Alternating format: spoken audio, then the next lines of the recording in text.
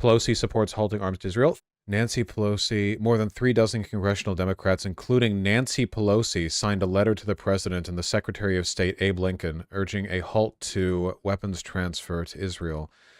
Man, can you imagine how bad you have to be on this issue for Nancy Pelosi to be flanking you from the left? Oh God, my one weakness, words. Antony Blinken.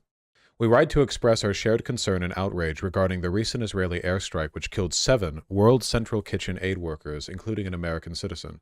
In light of this incident, we strongly urge you to reconsider your recent decision to authorize the transfer of a new arms package to Israel, and to withhold this and any future offensive arms transfers until a full investigation into the airstrike is completed. If the strike is found to have violated U.S. law or international law, we urge you to continue withholding these transfers until those responsible are held accountable. We also urge you to withhold these transfers if Israel fails to sufficiently mitigate harm to innocent civilians in Gaza, including aid workers, and if it fails to facilitate or arbitrarily denies or restricts the transport and delivery of humanitarian aid into Gaza. It's estimated that over 32,000 people have been killed in Gaza since the start of the war. Oh, it's got citations! Cute. And they even link. The links work. See? Look, it's turning into a little pointer. Nearly half of whom are children. The most recent report from the Integrated Food Security Phase Classification Initiative, that's quite the title, indicates that 1.1 million people in Gaza are experiencing catastrophic food insecurity, and widespread famine is imminent and expected to occur anytime between now and the next month if there is not an immediate cessation of hostilities. While we appreciate your administration's recent efforts to increase the delivery of desperately needed humanitarian aid to Gaza, these efforts will not be sufficient to meet the extraordinary need on the ground. The Israeli government's restrictions on the flow of aid into Gaza, coupled with the death and grave harm that aid workers have faced during this war, are compounding this hunger crisis.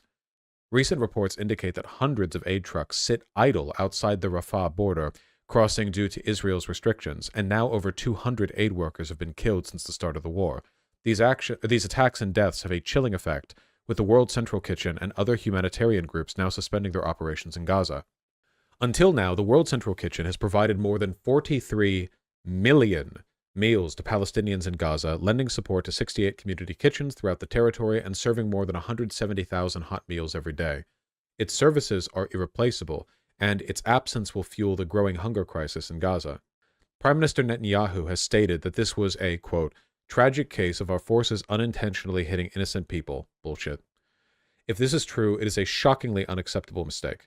We strongly urge your administration to conduct a thorough investigation into this airstrike to determine how the aid convoy could have been mistakenly targeted despite coordinating their movements with the Israeli military and traveling in clearly marked vehicles. Given the horrifying facts on the ground, we are also greatly concerned by your recent decision to authorize an arms transfer to Israel, which reportedly includes 1,800 Mk-84 2,000-pound bombs, 500 Mk-82 500-pound bombs, and 25 F-35A fighter jets. Very necessary for fighting Hamas. The Mk-84 2,000-pound bombs have been linked to multiple mass casualty events in Gaza and are capable of killing or wounding people more than 1,000 feet away. We are also concerned by recent reports that the administration is considering authorizing another $18 billion arms transfer to include dozens of F-15 aircraft. Remember how Biden was hesitant to give the big boy weapons to Ukraine because he thought, oh, they will like attack Russia or something. And then he's like, no preconditions whatsoever on aid to Israel. It doesn't matter how many babies die or the fact that Israel is literally fighting against ragtag terrorists. We will give them everything they need or don't need, you know. In light of the recent strike against aid workers and the ever-worsening humanitarian crisis, we believe it is unjustifiable to approve these weapons transfers. We again strongly urge you to withhold any offensive weapons transfers until the investigation into the airstrike is concluded. The reason they're saying offensive weapon transfers is because they're making it clear that they don't have an issue with Netanyahu being resupplied with the weapons to fuel the Iron Dome, which makes sense. I do think there's a pretty meaningful categorical distinction between perpetuating the Iron Dome, which is used defensively, and giving them weapons meant to be used offensively. The reason they're saying this specifically is because they don't want the retort to be, yeah, you don't want them to fuel the Iron Dome, you know, like that, so they're being careful there. We strongly urge you to withhold any offensive weapon transfers till the investigation into the airstrike has concluded, and if it is found this strike violated U.S. or international law, those responsible are held accountable. We again urge you to ensure any future military assistance to Israel, including already authorized transfers, is subject to conditions to ensure it is used in compliance with U.S. and international law. Thank you for your time and consideration. And then we have the lineup. Mark Bocan, James McGovern, Dennis Gossett, we're looking as we always do at the signatures. Who was the best signature here? We got kind of like a Disney signature here a little bit. I like Greg Kassar. I don't actually know how to pronounce his name. Kassar. I like his signature. I like the big loop on the second G. It's pretty nice. Here we got Rashida Tlaib, Pramila Jayapal or Hayapal. Joaquin Castro was good. It's pretty good. I like that. It's pretty clean. I like that.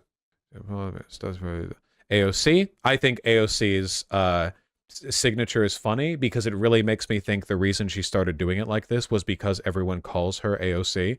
So she's like, okay, that's my name, huh? A O C It's cute. Like you can tell that's why she does it. It's cute. Garamendi's signature is trash. Why is it looping up like that? Come on, man. Come on. Summer Lee looks good. Very classic. Mountain Nancy Pelosi with her elementary school writing here. I'm not gonna lie, guys. Again, you know I'm not too hopium-pilled on this conflict, but Nancy Pelosi signing on to this is a huge deal. Like, a massive deal. Jamal Bowman, who will be going out to, I think, unless anything changes, for PV. Get some cheese wheels, you know? Got a very sharp signature right there. Cory Bush. I like Cory Bush's signature. I like Ilhan Omar's a lot. Any surprises?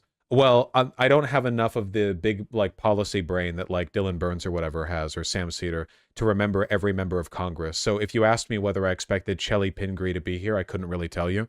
But no, the fundamentals are here, you know. And Senator Chris Coons has said we need to add conditions to U.S. military aid to Israel, which is huge. Words with Benjamin Netanyahu. The president has had words with Benjamin Netanyahu. At what point does the policy change? Do you support a change in policy instead of a carrot, instead of words, a stick, saying to Israel that in order to get military aid, you have to change your tact? When does that happen? I think we're at that point. I think we're at the point where President Biden has said, and I have said, and others have said, if Benjamin Netanyahu, prime minister, were to order the Chris Coons has a lot of influence, by the way. He's known Biden for a long time. Him switching over on this is a pretty big deal. It's not just like a random senator. IDF into Rafah at scale. They were to drop 1,000-pound bombs and send in a battalion to go after Hamas and make no provision for civilians or for humanitarian aid, that I would vote to condition aid to Israel. I've never said that before. I've never been here before. I've been a strong supporter of Israel. Isn't he like some real power behind the throne shit with the DNC? I think, yeah, like Benjamin says, my understanding is that he's got a pretty direct line to the president, and he's one of the representatives of the will of the president in the Senate, you know? When it comes time for all the Democratic senators to get together and make decisions about what they're going to vote for, what strategies they're going to take, this guy will be like, you know, I've been chatting it up with Biden and that sort of thing, you know? The whole time I've served in Congress, we just appropriated another $3.3 billion of support in the last appropriations bill we did. The challenge is to make it clear that we support the Israeli people, that we want to and will continue to have a strong and close relationship with Israel, but that the tactics by which the current prime minister is making these decisions don't... Extreme incompetence sounds like a disgusting understatement. No. I liked that. I actually really liked that. Because listen, like think about the wording on this, okay? Look, Netanyahu has stated that this was a tragic accident, blah, blah. If this is true, it's unacceptable. So the response to that claim is they don't think it's true, which means they're suggesting that the IDF deliberately targeted. Like the way they respond to this, the implication is, okay, even if that was true, which I doubt, it's still unacceptable. But, you know, I think the implication here, Nancy Pelosi has signed onto a letter that implies very strongly that Netanyahu and the IDF have been deliberately killing aid workers to facilitate a mass famine. That's That's a lot. That's pretty big. The killing of the World Central Kitchen aid workers has been by far the largest turning point because it was so, first of all, because they weren't Palestinian, right? They were real people. They were Westerners, for one. And for two, because it was so blatant, so transparent, so impossible to defend, you know? They killed John America. This is the biggest shift we've seen thus far.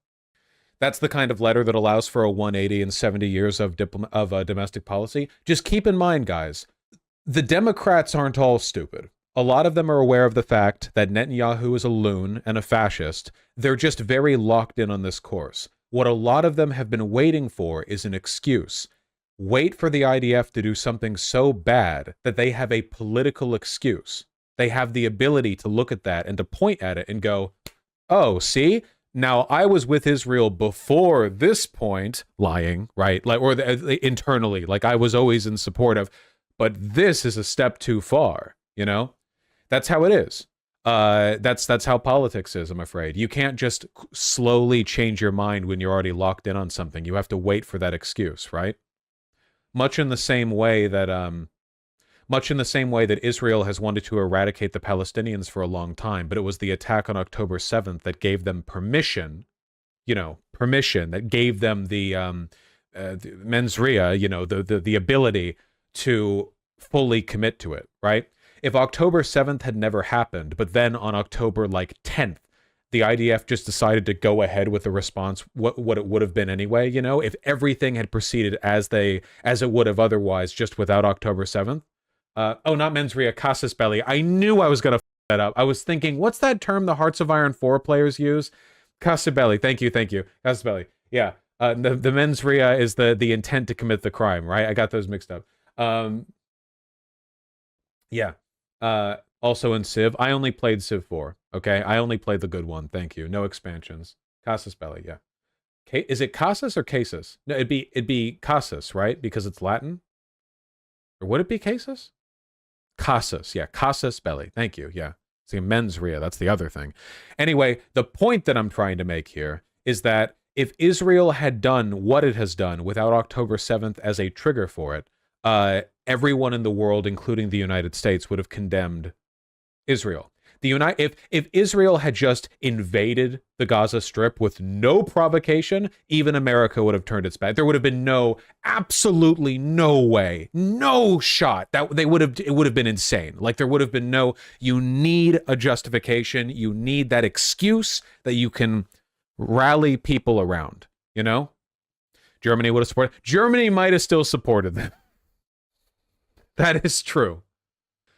For a fact this still won't be enough for the door crowd. It's not enough for me. All of these people are monsters for letting it get to this point, with the exception of people who have been loud from the beginning. The Justice Dems, Bernie Sanders, Nancy Pelosi has been her entire career an opportunist, a coward.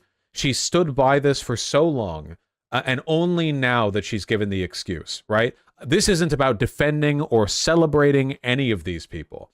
It's just a turn in the tide, It is a shift in perspective. The wind is blowing in a different direction now. Reflect the best values of Israel or of the United States. So things have gotten so bad. For the first time, you were saying, yes, we will put conditions on military aid. I'm speaking for myself. Speaking for yourself. But if they continue with large-scale military operations in Rafah without making any provision for civilians. Now, to continue fighting Hamas, taking targeted raids, small counterterrorism or special forces raids, I think that's an acceptable part of continuing their campaign against Hamas.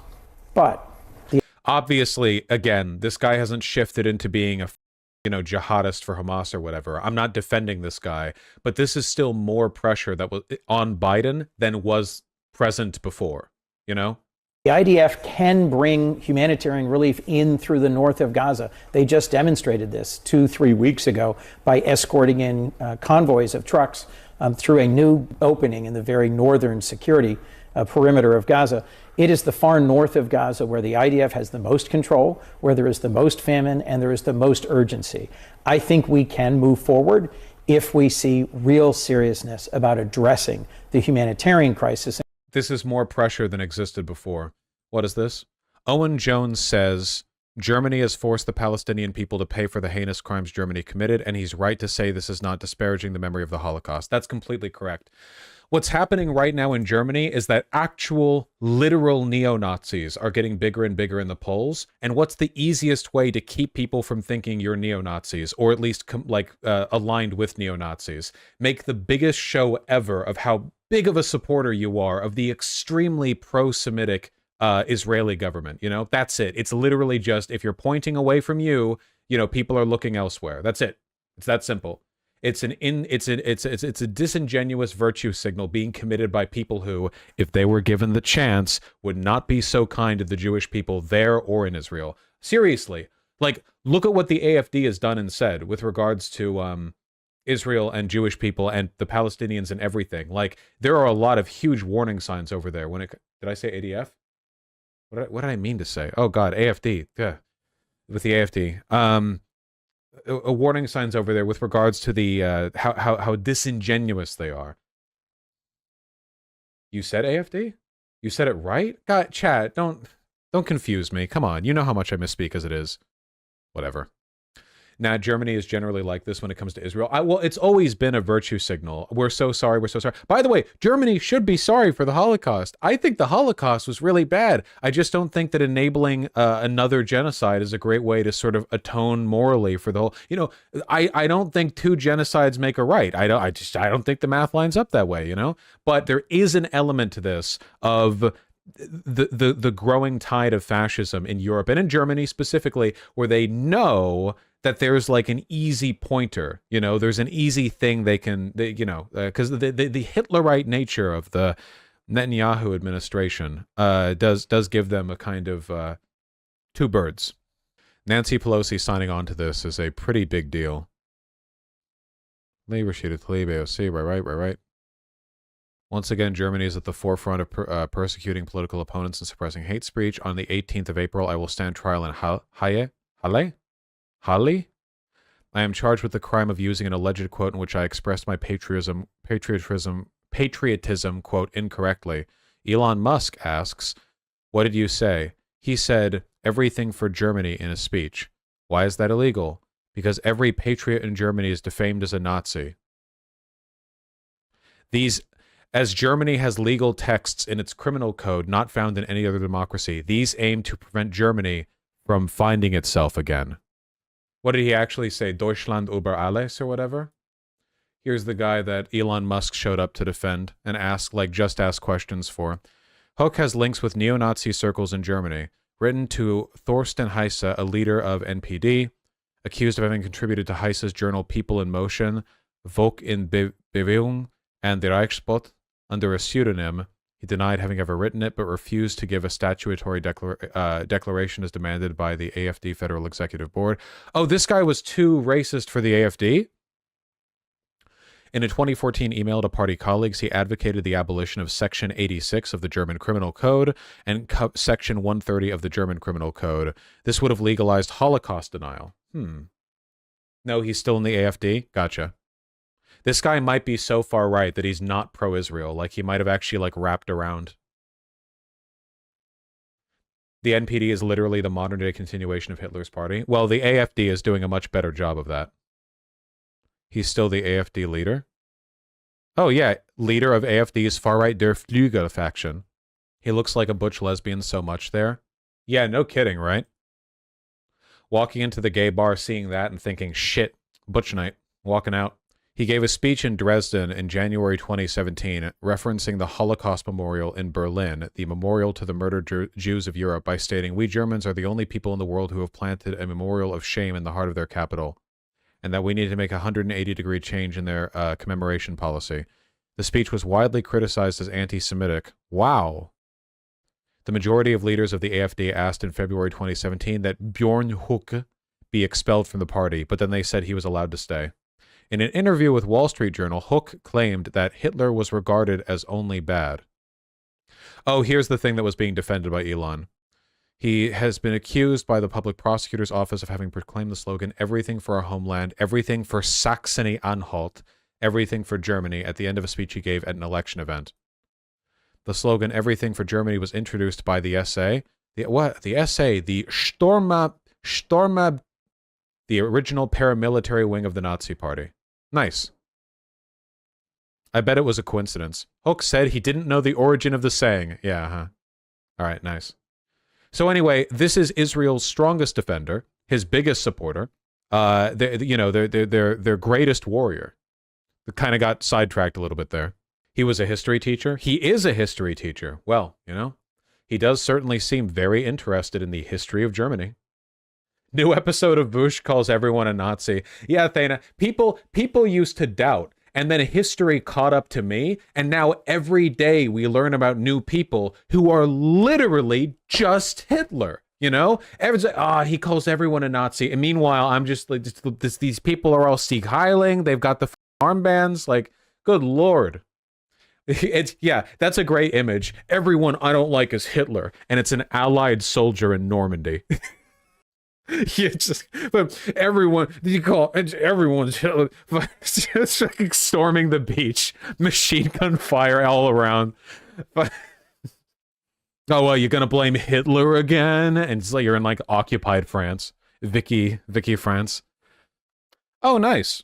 Not that she doesn't suck or whatever, but Elizabeth Warren has also said that she wants to impede the sale of the F-15s to Israel. Dude, it's all coming together, man. The grand plan. Everything Hamas fought for. Everything the